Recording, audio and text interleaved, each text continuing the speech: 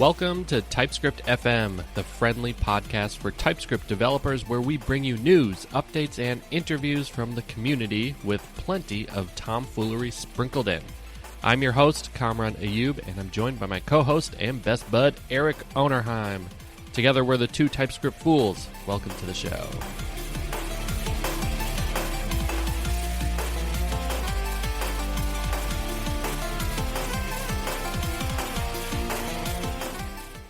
Welcome to the show. Welcome to the show. Hey, Eric, how's it going? It's going well. I am feeling really good. I've been running a lot lately, picking up the pace, getting my fitness back. I got elected to You're the president now? I know. I got elected to the local IGDATC board, so the Independent Games Developer Association, Twin Cities. Whew, that's a mouthful. Well, listeners might remember you were in the nomination, and now you got elected, so congratulations. Well, thank you. I had my first board meeting. It was very official, and I'm a little intimidated, but it'll be a lot of fun. We're focusing on a lot of educational stuff, educational content around game development. So that's my big push as a board member. Excellent. And then I've staring down 2 conferences coming up. We're running a booth at Video Game Music Convention in April here in Minnesota, and then I've got my NDC talk in Oslo that I have not written yet in May. So that's coming up. So I started having some anxiety about it. Yep, classic Eric move. Yep. That's okay. I do the same exact thing. I've been really happy, speaking of education and courses and stuff, I've been super happy with the courses I've been putting out. Last year I did 4 courses for Pluralsight, and one of them I did at the beginning of this quarter, and I finally get to see how it's impacted my monthly earnings, and the news is good, so I'm really happy about that. I'm reaching my goals for how much I want to earn with that. The other opportunity that came out of that course, actually, is that I got asked to do a private corporate talk, and it's still through Pluralsight, so what's nice about that is they organize everything, and I just met with the company today, so we talked about what they want, so that feels pretty fancy. It would be my first private corporate speaking engagement, so that's pretty sweet. And then I guess the fun thing that we're doing next week, we actually go to Arizona, so we fly over to Tucson, and I just have to say that if you rent a car, I feel your pain. I don't know if you've had issues renting cars in the past, but we always seem to, especially with kids. I found out that the car rental company can't update the reservation with car seats because I booked through a third-party agency. And so there was just a half an hour of back and forth, and finally I learned that I had to go on location. I need to ask, and then it's subject to availability. So I guess in the worst case, I'll have to go buy a car seat and then drive back to the airport. No. I don't know. So hopefully they'll have availability, but man, what a pain. TypeScript FM is sponsored by Excalibur.js, the friendly TypeScript game engine for the web. Like many of you, I got into computers because I loved video games and dreamed of making one, but game development always felt a bit intimidating. Instead, I built a career in web development, though that dream of making games never really went away. Then I met Eric, who showed me I could use my HTML, CSS, and JavaScript skills to create games with just a bit of game design knowledge and the right engine. Excalibur.js makes game development approachable, offering everything you need to build 2D web games. Arcade physics, sprites, animations, input support, and integrations with tools like Tiled and AceSprite. It's beginner-friendly, yet flexible enough to grow with you. Our team has published 10 games using Excalibur, all written in TypeScript. If you're a web developer looking to dip your toes into game dev or sharpen your TypeScript skills, give Excalibur.js a try at excalibur.js.com. Click the big tutorial button to start building your first game, Excalibur, a Flappy Bird clone. After that, join our friendly Discord community of web developers who love to help each other and share game dev tips. There's a ghost here in the machine, and we might have a third voice joining us on the podcast. A guest? A ghost guest? Yeah, unnamed guest. Have you been doing anything fun outside of work? I was really enjoying just listening. You guys are up to some cool stuff. I got nothing. I bought a Learn to Juggle kit on Amazon. That's cool. I've always wanted to, but never really felt passionate enough to do anything about it.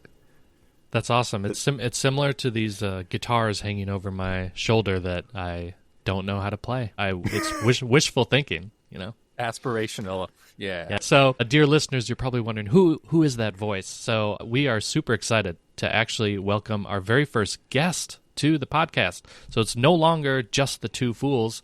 We have invited someone who is almost certainly not a fool, who is an expert at what they do. And in this episode, we're going to be talking about the vanilla TypeScript experience, or what is it like to get started with TypeScript from scratch. And I think this will be a really great introduction, and we've been waiting to do this because we didn't want to just do it ourselves. We wanted to have someone that has been living this and has a lot of excellent resources and material. So I'm super excited to welcome our first guest onto the podcast, Josh Goldberg. Josh Goldberg is an independent, full-time open source developer. He works on projects you've almost certainly heard of, most notably TypeScript ESLint, which is a powerful static analysis toolset for JavaScript and TypeScript code. And he's the author of Learning TypeScript, and he's also a Microsoft MVP for developer technologies and an active conference speaker. His personal projects range from static analysis to meta languages to recreating retro games in the browser. That sounds like a fun topic. And also cats. Josh, I feel like you may like TypeScript just a little bit. It's all right, I guess. I hate to start off disagreeable, but I really don't feel like I'm not a fool. I still feel like I'm just kind of tinkering. Like this is some sort of weird hobby that people have encouraged me to do too much. Yeah, so the secret is that usually the smartest people in the room are some of the most humblest people in the room. I don't know if you follow that advice that you should be the least knowledgeable person in the room. That's kind of the best case scenario. I've always lived my career that way. I don't know, Eric, if you feel the same, but I'm very open to being wrong. Yeah. Yep. I'm alone right now in this room, so I am the dumbest. By definition, you are also the smartest and the dumbest in the room. Darn. All right. So, Josh, you've been working full-time open source. I mean, can you tell us just a little bit about like what you've been working on lately? How is that? What's your day-to-day look like? Sure. It's a lot of fun. It's a little lonely and isolating. I'm the only person in the room is a slightly sad statement. I do kind of miss, I've been on some great teams with some great people and learned a lot from them. But what I really, really love and care about in my career is being able to make other developers and myself more productive. I love like linting, which helps you find mistakes and write code faster. I love TypeScript, which, oh my gosh, don't we all? I feel really nice that I can sort of contribute to the meta of the industry to whatever, submit a bug fix to an ESLint plugin here or like improve docs on a widely used tool there. It feels good. It's like the golden rule, the Tikkun alum sort of feeling. Yeah, that's awesome. It feels like you're living the dream doing full-time open source because that's what I want to do. Does it feel like living the dream? Sometimes. Sometimes it feels like I'm just getting mired in endless debates about where to draw the line between a literature formatter or whether everything should be written in Rust. But yeah, no, it feels great. And I honestly worry that I've been spoiled and I don't know if I can go back to being a full-time employee somewhere. No, you've become what we like to say unemployable now. I don't think Kamran could go back to doing a corporate America. No, I would. That would be a very last resort. Yeah, at this point, and things are going really well as an independent. So I very much enjoy it. There was a time though in 2023 where it was kind of low, and I got my resume ready to go back to work, but I was able to make it work. So, but why don't we get into the topic a little bit because Josh, you're kind of an expert on this, and I think we would just kind of wanted to start with a simple question, which is, if I'm in the audience and I'm someone who understands JavaScript, maybe even I don't know JavaScript, and I'm interested in learning TypeScript, where is kind of the best place to start? Because I think we've all felt that getting started with TypeScript can be intimidating, especially when it comes to the TS config, and we're just hoping that maybe you can paint a picture of what the vanilla TS experience might be like. I'm very happy to, instead of giving you the annoying "it depends" answer, to say that it is almost always the TypeScript handbook, in my opinion. Okay. I'm not saying this is going to take you from zero to everything, but it is a fantastic resource. It's free. It's got, dedicated guides for different common personas, like someone who knows JavaScript, someone who knows, type language like C# only. I think it's a great place to start that'll guide you to at least the very least the fundamentals and the like, why are we doing this of TypeScript? And this is the official Microsoft TypeScript handbook on their website. Is that right? Yep, typescriptlang.org. Perfect. We love the handbook. Yeah. It's also got a playground, which is fun. I'm sorry, I wanted to shout that out. That I see a lot of people struggle to get Node and TypeScript and whatever set up locally. You can just do it in your browser. You don't need to touch your system. Yeah, I use that a lot when I'm sketching something out, especially for complex type generics. I find myself being okay, well, I'm just going to sketch it out here, not in my project, and figure out if this is a thing I actually want to do or if generics are a mistake in this situation. And what's cool about the playground too is that you can set all these different compiler options. Yeah. So you can kind of see right away how does that affect the code generation or the runtime emit on the right side of the screen with the JavaScript. So you can kind of compare and contrast. For sure. What kind of pain points have you seen with people getting started with TypeScript? I think people come in kind of tainted by the language or languages they're used to. This is not a negative thing. The pain point I had personally was that I was used to doing really wild and wacky stuff in JavaScript. Passing around keys as variables and then array indexing or square bracket indexing to those keys. TypeScript lets you do that, but it is a pain in the butt. You got to do a lot of work, and that's not the normal thing. As you see people get more and more proficient with TypeScript, they tend to do the wacky stuff less and less. Mm-hmm. So I'd say trying to understand what really makes sense in terms of the TypeScript type system rather than trying to shoehorn in your own opinions and get it to work on top of those. Kind of, what's the phrase? Bending like bamboo. I'm trying to be wise. That's kind of the right mentality, I think, to avoid that kind of pain. Yeah, I like that. And that kind of wacky stuff would have been a bug, potentially, right? That's why TypeScript is making it hard, is just trying to put rails around you, right? To keep you from accidentally indexing something wrong, typoing something, that doesn't exist in that key or, and crashing. Mm-hmm. Well, and this brings up a good point because I've certainly on the teams that I've worked on, there've been varied opinions about adopting TypeScript because I think I mentioned before when we started to migrate Target.com over to TypeScript, a lot of the developers were experts at JavaScript, and they didn't really see what is the benefit of moving to TypeScript. In your experience, Josh, working with folks from, I'm sure, very varied backgrounds, what would you say in your experience has been some of the biggest benefits that you've seen using TypeScript? How would you sort of explain that to somebody who is new to it? It depends. If I'm talking to someone who, let's say, is that persona, the really deeply knowledgeable about JavaScript, I don't want to say arrogant, but it's very confident. And for them, objectively, a lot of the benefits you might phrase to someone who's newer, it'll catch your mistakes, it'll educate you about things, not so relevant. They're not making those mistakes. They know these JavaScript things. So for them, I think the root motivations would probably be more that it gives you a consistent way to document your stuff if they want to do that. It gives you really nice education for other people, so they have to spend less time in code review for those newcomers. Mm-hmm.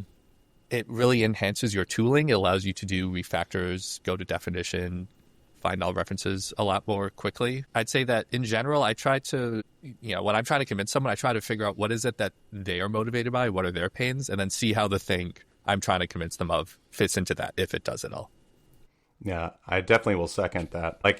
Especially that go to definition is me and NeoVim are hopping around definitions like crazy. So if I didn't have that, it would be me searching for string literals in the code base. And oh my God, who knows if it's the right one.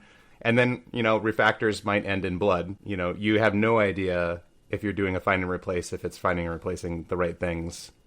Yeah, I think the refactoring story is such a huge thing that is not obvious right away until you actually get into a code base where you need to do a refactor. But being able to hit F2 and rename, and it just finds all the proper references and renames your symbol, and it just works. That feels so magical when it actually happens. And you're like, okay, I kind of get it now. Oh my gosh, what a good feeling.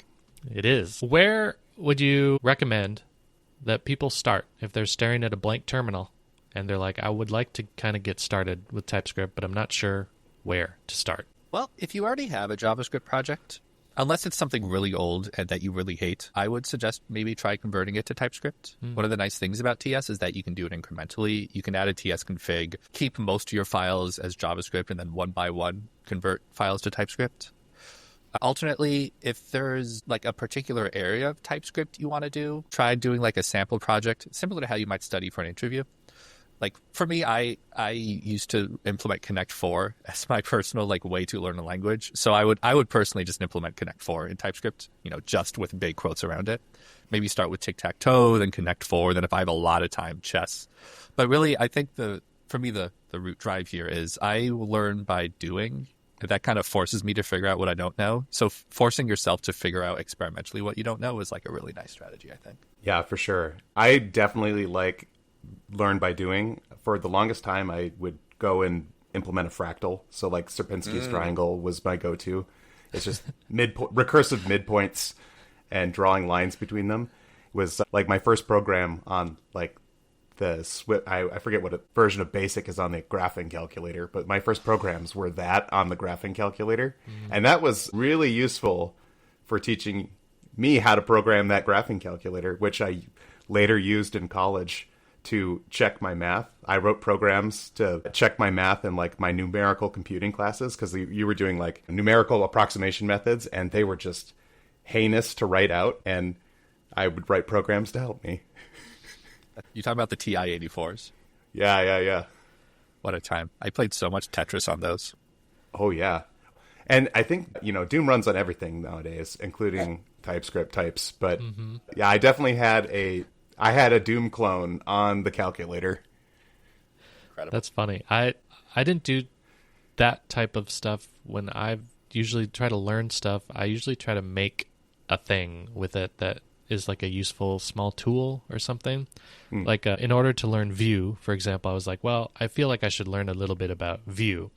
And I was like, what if I turned my resume into like a template builder so that I could make a Vue app that would just allow me to create a version of my template or my resume for other people. And so I made an open source resume template creator and I built it in Vue, and that's how I learned, a little bit about Vue. So I'm not as good at the build like full types of games. Like my dad once told me as a kid, if you learn how to build tic-tac-toe, I'll give you, $100 or something like that. And I tried to build it in Visual Basic in Windows forms, and it didn't go quite well. I didn't know the data structures and stuff and how to do the algorithms for that type of thing as a kid. Now I could probably do it, but at the time I didn't have that type of knowledge.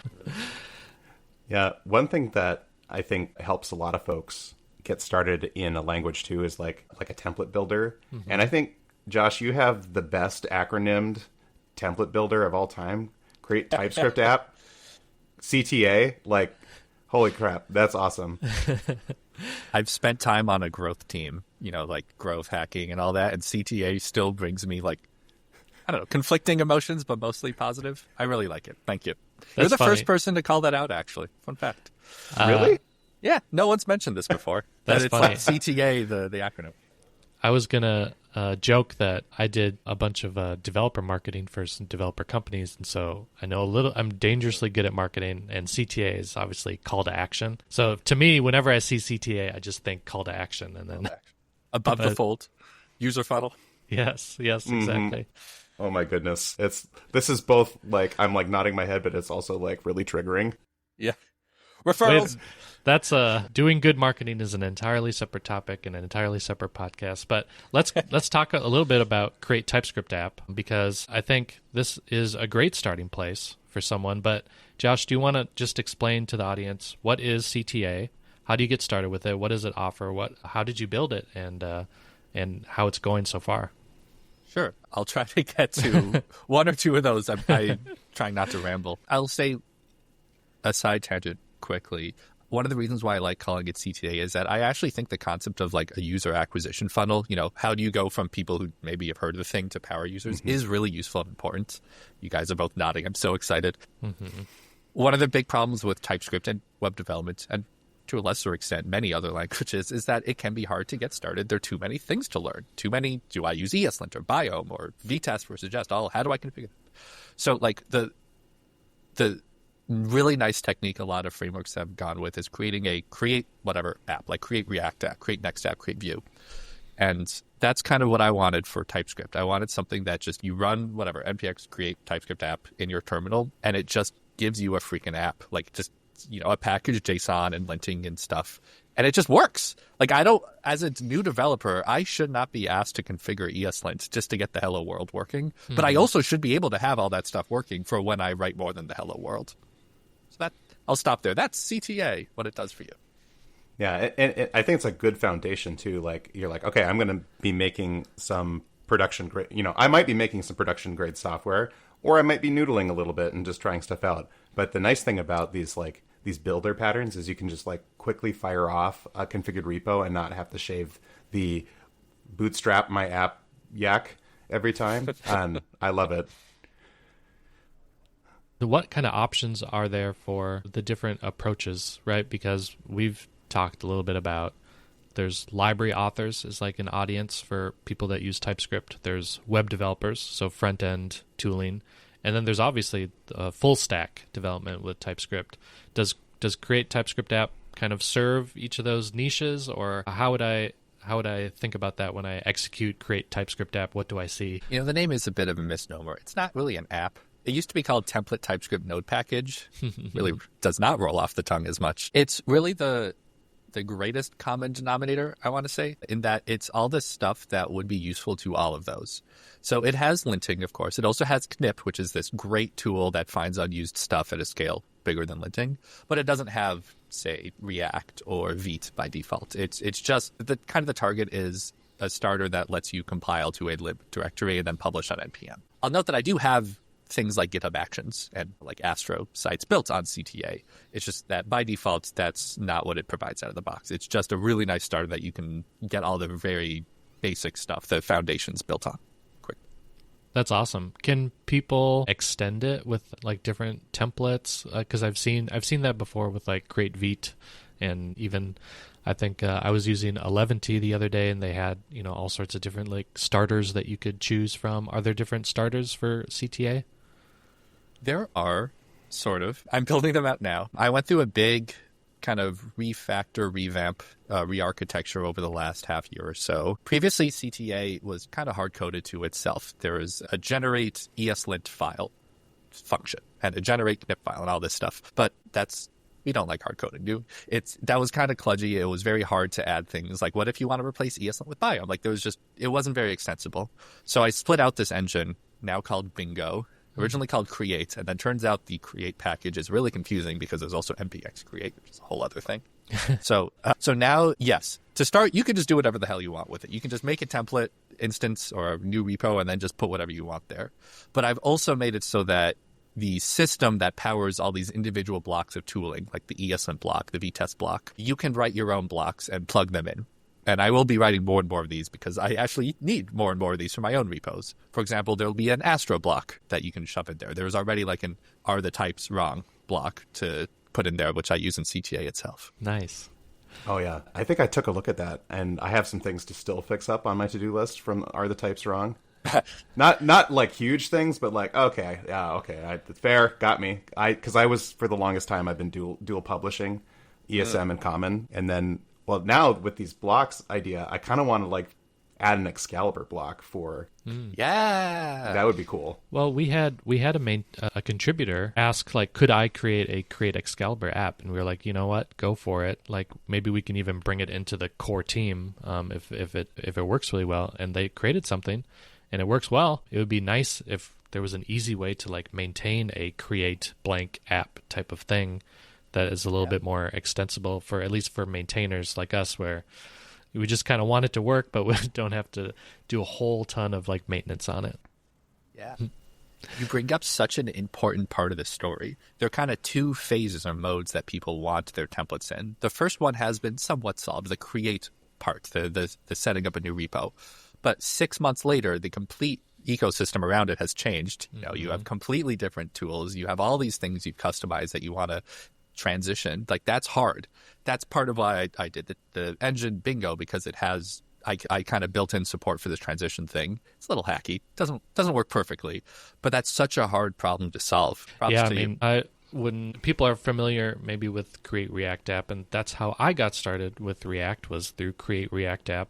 And the advice was always, don't eject, because then you can update React scripts or whatever the package was, and you just get some of all whatever the new features are. But when you're building a production grade app like we were doing, at some point we did have to eject. And at that point, now you have to manage everything. So it's great to hear that you're trying to tackle that developer experience, which is like, what happens 6 months from now when my dependencies get updated, and how can we make that transition smoother so that maybe people don't have to eject, out of, and I don't know if there's an eject mechanism that you have, but to make that developer experience nicer. What runtimes does it support? Because we've talked about Dino, which has a pretty great kind of vanilla Dino init experience, which just creates a dino.json and a main.ts file, and you're kind of off to the races. What about like Bun, Dino, or Node.js? Like, what are the runtimes that you support?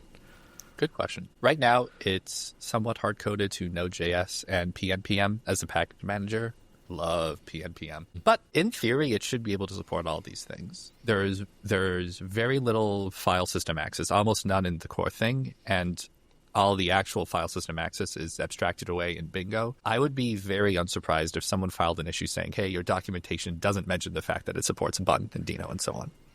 Yeah, I think it might actually work out of the box now with Dino 2 and the latest Bun stuff, because they kind of been in an arms race to have Node support. Yeah. So I would be surprised if it didn't work. I mean, it might just be a weird edge casey thing, I think, that wouldn't work, but I think the main happy path works. There might be because Dino has the security by default model. There might be like a flag that you have to pass to allow file system permissions or Sure. something. But that's pretty sweet. I mean, what are your plans? You went into a little bit, but what are your plans for CTA? How do you see people using this over time? Because you just re-architected it for V2, so you have some cool plans for it. I do, yeah. I've got a few dozen repos that are templated with it. My plan is to, for everything that those repos do to customize, for example, using like a WebEx builder for a Chrome extension or Firefox extension instead of TSUP, I want to make a block defining as like a thing that CTA uses to generate your piece of tooling. I'm mostly done with that. Then I'm going to write a GitHub action that runs on like Dependabot or Renovate pull requests and add CTA as a dev dependency on all these repos, so that whenever there's a new version of CTA, the repos run the transition mode to get the new tooling, which means that I will no longer every 2 to 6 months have to copy and paste a whole bunch of new tooling files because I've decided to add a line to my ESLint config. And once I have all my repos automatically updating to the latest everything, I think I will quit the industry and retire a happy man. You'll reach coding nirvana. Yeah, I will have automated myself out of a job which was previously copying and pasting ESLint configs. Some days it does feel like that at my job, but it's HTML. Yep. No. I'm not going to retire. Sorry, but I am really excited about that. I think in general, I got a lot of stuff I want to do this year. I've got a couple of linters I want to write. I want to contribute to other projects. So I think what my happy place will be is CTA is stable. People know about it. People can use it. It makes people's lives better. And especially it makes my life better from all the annoying stuff that I've had to do that I know other people are doing as well. Fantastic. Yeah, I think this, I'm going to be looking at all, like you just mentioned, like WebEx. I was like, oh, shoot, I need to do something different for my web extensions, because writing web extensions like browser extensions is a real pain, especially like debugging them. It's quite possibly the most awful thing on the planet. Ugh. So it's bad. It's bad. That's funny. Feel your pain. So we've got CTA. So that is, I think, a great starting place for somebody who wants to create their new TypeScript app. After that, where would you recommend people start going to learn how to get some practice with TypeScript? We already mentioned the handbook, but do you have any recommendations for other great resources that people can use? For sure. It kind of depends on what you want to do with it. If you want to work in a particular tech stack, like let's say you're a full stack Next.js React developer, I would say go to the resources first party for that stack. Next.js has a pretty good set of TypeScript things.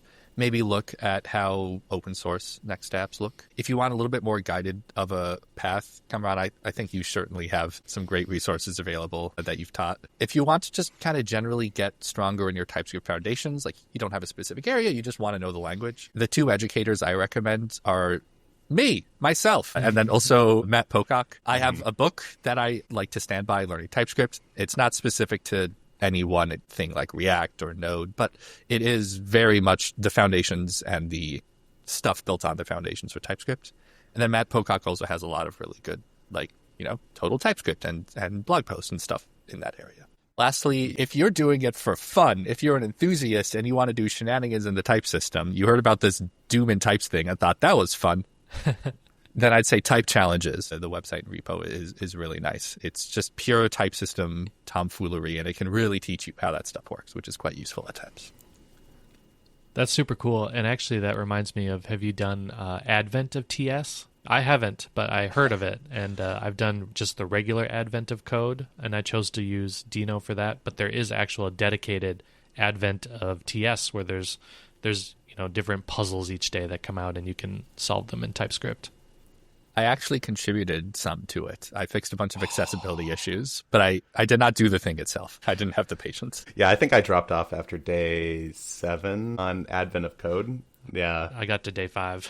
Oh, man. I made the mistake of being like, okay. Actually, Advent of Code, I think, is another great thing if you want to learn a thing. Because I decided I wanted to be better at C. And so I did Advent of Code in C, which is not the language to pick if you want to be competitive. I think it is an incredibly laborious task to solve these puzzles in C. What are you doing? You had to make your own standard library, basically, didn't you? I did. I had string parsing in C is lol. String parsing. You're moving pointers around and copying memory. Yeah. So I had to make my own and a lot of these puzzles are string munging and counting puzzles. And so it really was painful. Yes. Well, let's get back to your book, because we want to cover that, because I think that's going to be a super useful resource for someone who is trying to learn TypeScript. So first of all, where can people get the book? And could you give us a kind of too long didn't read? Where should people start? Depending on where they're at, are there sections of your book that you'd really recommend people check out? And well, we'll stop there because I do have some other questions about some stuff you could share, but where can people just go to even just find out more about the book? Yeah, learningtypescript.com. It's also got a blog, which I post things that couldn't fit in the book or have come up since. I'd say the book is great if you want to learn the theory of TypeScript, the why behind things. You can skip the first chapter or two if you already know that stuff. The first chapter is a lot of history, why we got this thing in the first place. Here's why JavaScript is really obnoxious at scale. There's also, I kind of split out at the very end an extra credit section for things like shenanigans in the type system, stuff that I think is really useful and a lot of people find very entertaining. But, you probably don't need day-to-day if you're just writing Vue apps or Express servers or whatnot. Actually, that was going to be my question, was what's kind of your favorite? It could be a favorite language feature, but it could also just be something really arcane that not many people know about. That's one of your favorite things about TypeScript. I think it's my least favorite named feature, but my favorite actual feature, discriminated unions. I swear to God, we have to come up with a better name for this thing. It's awful explaining it to my non-tech friends. Not that you should ever explain this to someone. But discriminated unions, it combines the concepts of type narrowing to narrow between different constituents. Fun fact, that's the term for the different things in a union or intersection, constituents. It comes down to primitives versus literals, because most discriminated unions discriminate the discriminator that is a string literal or something. And it brings up object types, which is a fundamentally different thing in TypeScript than a lot of, traditional languages, Java, C# and such. I just think it's a really cool feature that it's the culmination of your journey of understanding the foundations of the type system. I found that to be super useful. I also made the mistake of writing an XML parser in TypeScript. It was for the tiled map editor program for games and stuff, but a lot of the XML can take on 5 different. It's a node that is this. It's an object node, but it can be in 5 different shapes. So discriminated unions came in handy here. It's the same thing, but it's like, okay, well, it can be an ellipse, it can be a circle, it can be a square, but they're all shapes.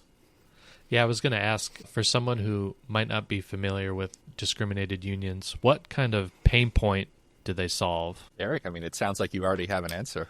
Oh, yeah, I think if it's things that are mostly the same, but slightly different, like that's it. And they're mostly, like you might say, well, inheritance maybe solves this problem or creates a problem. Inheritance is quite a bit of extra like machinery to put in place to solve this problem, especially when you have a discriminator like a kind field, like it's kind circle, it's kind square. And then literally the only difference is I do a dynamic dispatch now on the kind instead of using polymorphism like object-oriented style, where I would do like an abstract method, which is how do I draw a circle or an ellipse. Now I have like maybe a switch case, and I discriminate on the kind that way, and I get strong. A nice thing about TypeScript is you can get type narrowing there, and so you can switch case, and then you get a strongly typed object that falls through, and you don't have to worry about it being wrong. Or like I find myself being hamstrung in like C# this way a lot, because it can only know the most general type to you. It can't know the subtype. Whereas in TypeScript, it can. Yeah, it's super cool. It is useful for that, the switch cases and narrowing the types. And I think just visualizing it as a listener, it's kind of hard to see, but if you think about shapes and the kind of shapes that there are, but you probably are familiar with HTML and JSX and XML, like an element, and you want to know what type of element it is. They all share a lot of the same characteristics, but there are differences, in how they're implemented. And the tag name is like a discriminated, that is a discriminator that you could use to do different things depending on what kind of tag it is, Yeah. Such a great example of pedagogy, where if you're, let's say, coming from like an object-oriented programming background, you could explain or be explained that, okay, this is a form of polymorphism, but it's actually much more lightweight than classes and doesn't come with the inherent difficulties of inheritance. Because, we've all just been completely misinterpreting principles in, class-based paradigms for decades. If you're coming from like a front-end background, oh yeah, the tag name of an element is a great discriminator. Anchor has maybe href string and so on. And then if you're like back-end JavaScript, okay, maybe this is like a request or response type, or like my API returns, a general result, but then there's like the type of result which discriminates based on, or the like, and so on and so forth. Yeah. Such a useful freaking feature. Oh, it totally is. It's so powerful. One thing that we've referenced in your learningtypescript.com article section is branded types. We had an episode a little while back where I talked about the branded types and the ways you can do it and all of the upsides, downsides of doing branded types. It was incredibly thorough. So bravo to that article, because that is a great article on branded types. I appreciate it. It's I wrote that article, because thank you. I didn't find an article that explained all that stuff the way I wanted it to be explained, and B, because what I've found in working in open source, especially with linting, is that there are often these concepts that don't have like a single good canonical resource. And in order to explain that concept, that thing you want to do, let's say, you need to find another concept to be explained first. That like it becomes kind of a graph, which is actually how I laid out the chapters in Learning TypeScript. You do a graph search on the different dependent concepts.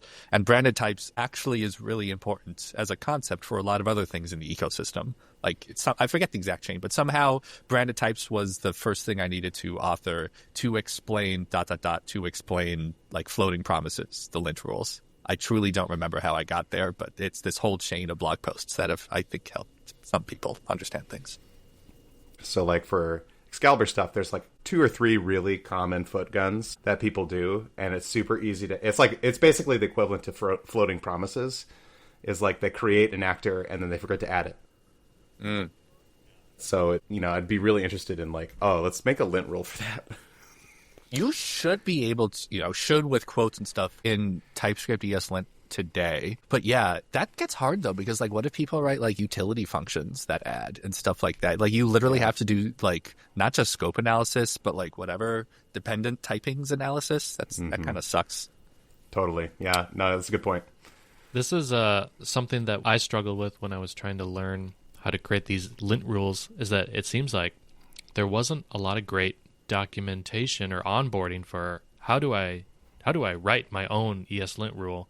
We had someone on the team that was good at doing that, but when I tried it, I had to learn it from scratch, and all I basically did was learn from one of the existing lint rules and try to like just trial and error tweak stuff to get it to work. I was wondering if you had any quick like resources for where people could actually learn how to write their own ESLint rules. I do. I'm so happy you asked this and bring it up because like this was one of my drives last year for the TypeScript ESLint docs. We actually have a developers section now with here's how to build a lint rule, here's how to add types, here's how to add tests, here's how to make a plugin around it, and here's an example of all that. That's awesome. That's excellent. Eric, you should go look at that. Okay, I'm going to go look at that. Maybe it's going to be easier than you thought to create a lint rule. Yeah, what else do you think as a takeaway? What do you want to leave the audience with if they are just they've listened so far and they're kind of getting excited about learning TypeScript, maybe checking out your book? Like what's the one thing you would leave them with to sort of get them psyched up? I think it's a really fun ecosystem to play in, both web dev in general and TypeScript specifically. Like one resource I didn't shout out earlier that I should have is Michigan TypeScript, which I think you've mentioned a few times on the cast as well. There's all sorts of cool stuff you can do, like really great benefits of TypeScript, really, better development, more bug catching, documentation as a part of the language. But then there's also just fun stuff. It's cool theory, like these type unions and then doom in the type system. And we're starting to see channels that promote like the coolness or the more rich, deeper features like MITs. And I think that's really fun. And I think that makes for a really, really rich development experience. And like your channel, I'm really excited that there's a TypeScript.fm podcast. I think this is great. I really like that you explain these really good, developments and features and stuff, and you also insert your personality there. I think it's good to have like a flavorful, interesting thing to listen to. It's not just dry. So yeah, props to you. Yeah, thank you. Well, I couldn't believe that the name was available. So when I saw that, I was like, okay, purchased. Yeah, we're making a podcast now, by the way. That's right. And we flub stuff all the time, and this is not like a perfect thing. And one of our favorite phrases is "Don't let perfect be the enemy of the good," because when we're moving into this new AI age, AI can create like a perfect podcast. Like you can have it create a podcast that'll teach you about these TypeScript things, but I really am just a firm believer there's not going to be any replacing of lived experiences as humans, and that's one of our focuses on this podcast is A, to elevate stuff that's happening in the community because those are real people doing real cool stuff, and B, to comment and like discuss stuff and get things wrong and like learn. And so this is part of our learning. Mm-hmm. I just wanted to briefly just talk about stuff you're excited about for the future. I mean, TSGo is on everybody's mind. How do you see that like impacting some of your work that you're doing? Oh my gosh, I'm so excited. I was on one of the teams that they reached out to second half of last year to be like, hey, is this gonna impact you? Like they knew it was going to. How would this impact for type linting? I think the kind of three really exciting areas of advancement in web linting that are happening. One is the performance. I mean, Biome taking a second to lint thousands of files, OXLint, DinoLint, all these incredible.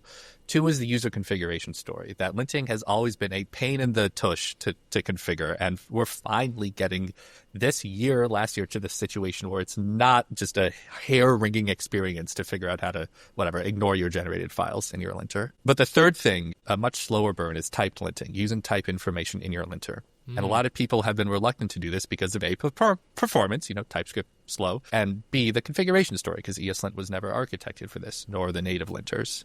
So I'm really excited to see really fast performance from TypeScript Go for parsing and type information, and people have figured out how to make a good lint config story. Awesome. That's awesome. Can you imagine a linter that's not a pain to work with? What a world!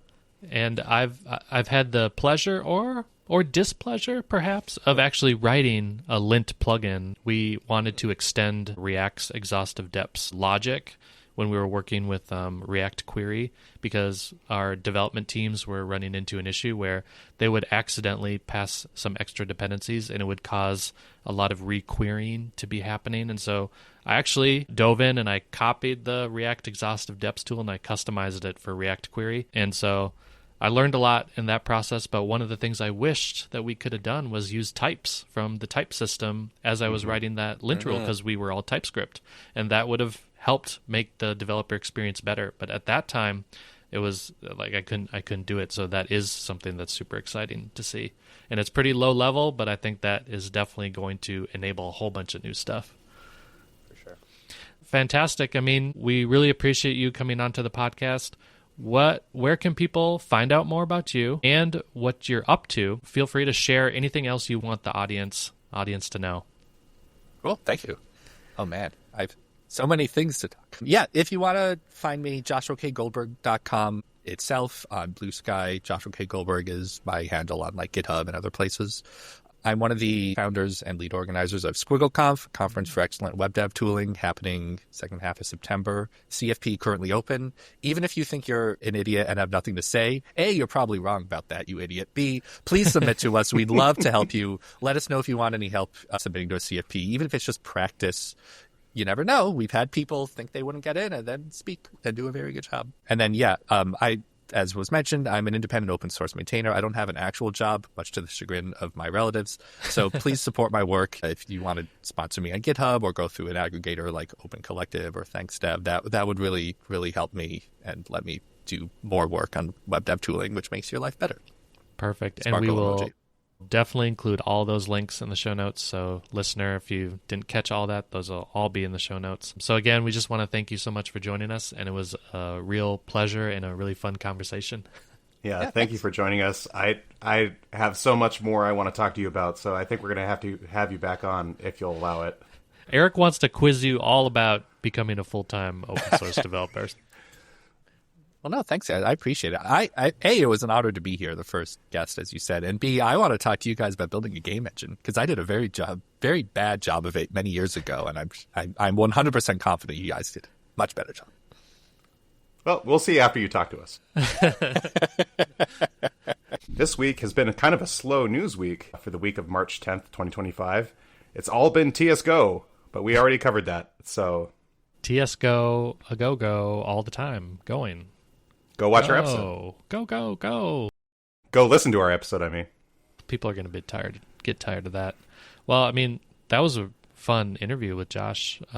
He's excited about TSGo. I'm excited about TSGo. You're excited about TSGo. But what else has been going on in the ecosystem? Dino got an update. Yeah, Dino got an update. The big things here are some more experimental features for OpenTelemetry in the Node APIs. So there's that and a whole bunch of bug fixes. So if you're deep in the OTel scene, there's a few new OpenTelemetry features that they've added. Yeah, and this one is a patch release, so there's not like a ton of new stuff, and we already covered what was new in Dino 2.2. One thing that we haven't covered too much is NX. We mentioned it before, but NX is a TypeScript-first monorepo tool, and they released a new minor update, 20.5. The big news in there is that they now support TypeScript project references. And I've done a little bit with project references before because at Target we had a big mono repo and we used project references. But at that time, the tooling was not sophisticated enough to really take advantage of that. And the good news now for if you use NX is that it will. So that is pretty cool. The other thing I really wanted to call out because this episode has been all about learning TypeScript. Well-known React trainer and now TypeScript trainer Corey House has released a new TypeScript course, and that is on Dome Train. So you do need to purchase it or you need to purchase a subscription. But Corey, I learned React from Corey, like on Pluralsight. He was a Pluralsight author.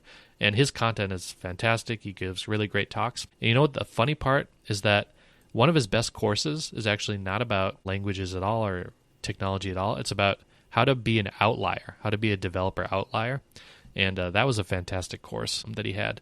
But anyway, go check that out if you want some new TypeScript learning content. And then React Router 7.3 did have a minor release, and they mostly introduced some experimental support for client-side contexts, and they introduced some experimental support for routing middleware, which I think is pretty cool. So both Next.js and now React Router are giving you routing middleware, which is pretty exciting. What's new in the community, Eric? Yeah. First up is Dr. Axel's Corner. He has a great blog post that is really a great summary of all the information we have so far on TSGo, and goes in pretty deep with links and references, so you can kind of follow along. And this is, I kind of wish this was out before we recorded, but it would have been a great guide for our recording. But it really goes into depth all of the nitty gritty stuff around TSGo. Yeah, and again, there's just so much TSGo content going around. But Kevin from the Veet team, he created a TSGo playground. So you remember when we were talking about like what the future holds, and I said there's something with WASM, but I'm not quite sure what that is yet? Well, Kevin has created a TSGo playground, and it's powered by WASM. So the one thing to know is that they are still working on like TSGo and its performance inside of the WASM runtime. It's not going to be as fast as the real one, so just keep that in mind. It's super experimental. But he also added a homebrew feed for TSGo, so if you'd rather just install TSGo from homebrew, you can do that. And again, I linked to his repository where he's doing daily binary builds that are built from source, so they are verified. Kevin is a known member of the community. I pretty much trust what he's doing. Of course, it just goes without saying that maybe just to be the safest, maybe you want to just build from source. But those are some options. What was some of your favorite content around TypeScript Go? Because there was more stuff after we recorded, that we watched later. Yeah, they definitely had a media blitz prepared for the TypeScript Go release. But I think my favorite was the MITS interview with Dimitri at Michigan TypeScript with Anders. They really get into the nuts and bolts, kind of the low-level discussion around TSGo, and I like that kind of thing, and that speaks to my soul. So I really like that. The syntax interview was really good. I like that one as well. Yeah, the syntax interview was great. They had Daniel from the team as well as Anders, so that was kind of cool to hear Daniel's perspective too about what they've been working on and what they were excited about. Theo GG also had a YouTube video that was pretty cool, and he has some great takes on what's new with TypeScript. We'll include a whole bunch of other content. A lot of the community stuff that was going around was all about TSGo. Some stuff that is not related to TSGo, but is still really cool. We've been talking about Zod a little bit, and we still have to do a deep dive episode into the schema validation. But there was a great article that I found from Cassie Dew's newsletter, and it's titled Learn Zod to Trust Your Data and Your Types. So I will link to that. You should definitely go check that out if you're interested in Zod. And then, like I said, we're getting ready for a trip to Arizona, and we're also going on a trip to Colorado in the summer. And so we really enjoy traveling, and we like to think of ourselves as like slow travelers. Like we really like to take in the sights, and we try not to be too busy on like a vacation. But Kevin Kelly, who is kind of famous in the entrepreneurship world. He wrote the article 1,000 True Fans. So if you've ever heard that phrase, 1,000 True Fans, Kevin Kelly is the one who invented that. But he just wrote up a really fantastic essay on 50 years of travel tips. And there is a lot of gold in here. And one of the most interesting things that he proposes is that your enjoyment is inversely proportional to the size of your luggage. So what he's saying is that the less that you pack, the more enjoyable your experience is going to be. And that, you know what, in this day and age, you can pretty much just go buy stuff when you get there. For example, I can go buy a car seat. If in the worst case scenario, the car rental company doesn't have a car seat, I can just go to Walmart and I can buy one. So if you're ever missing stuff on your trip, you just buy it. I had a forced car seat purchase when we went to San Diego. So it was not a planned car seat purchase. It was a forced one. I'm sorry, but hopefully, my mother-in-law was saying, well, we could donate it afterwards, or hopefully we can just do something with it if we have to buy it. But yeah, don't do what I did and ship it back. That was like twice as expensive as the car seat and stroller. Oh boy. Well, what about you? Did you come across any cool stuff? I was so enamored by TSGo content that's pretty much all I've been staring at. There is one thing I'm going to steal from Josh, and that's the TypeScript ESLint getting started plugin, because I think this will be a really good thing for us to add to Excalibur for common errors. So I think there's a whole market of framework specific ESLint rules that you could add. So for Excalibur, they're 3-foot guns that are very common, and I think having ESLint rules around those would be super helpful. Yeah, so this guide that he helped write up is how to actually create lint rules, which I would have loved 5 years ago when I was learning how to create an ESLint rule from scratch. So we really appreciate all the effort that went into that. That's huge. And I have one more cool thing. It's a game that isn't new. It's called Everhood. it's like a reverse rhythm game adventure RPG that a friend sent to me, and it looks awesome. That's cool. I'll add a link to it here in the show notes. A rhythm game that is also an RPG. Now that's something that I have not seen mashed up together yet. That's awesome. I'm gonna have to take a look at that. Is it free to play? Is it an indie game? What is it? Indie game on Steam. I think by the time this recording out, it's not going to be on sale anymore, but I think it's $10. Oh, cool. Nice. Well, you guys can all use Keep Track of My Games if you want to add that to your backlog and your wish list. That's my shameless plug. With so many shameless plugs. It's okay. We love shameless plugs. I am all about them. We want to make sure people get seen on this podcast. Fantastic. Well, I think that's a wrap. I think that's a show. Hopefully you enjoy the weather. It's going to snow tomorrow, so make sure you get out today. You're not a fan. Not a fan. Ready for the snow to be done. Me neither. I agree. All right. We still have not had our April blizzard yet, so we're waiting for that. Wonderful. All right. We'll see you next time. See you next time. Hi, everyone. This is Kamran. I just wanted to thank you for listening to the show, and we hope you enjoyed the episode. If you want to see the show notes, you can check your podcast player or go to typescript.fm, where you'll see a list of all the episodes. If you enjoyed the show, tell your friends, and please rate it on Apple Podcasts or Spotify, because that's how the show grows and gets discovered by more people. If you want to suggest news or a project that should be covered, or just want to say hi, email us at feedback@typescript.fm. If you want to follow us on social, we're both active on Blue Sky. I'm at comronigus.com, and Eric is at ericonerheim.com. You can also follow the show directly at typescript.fm.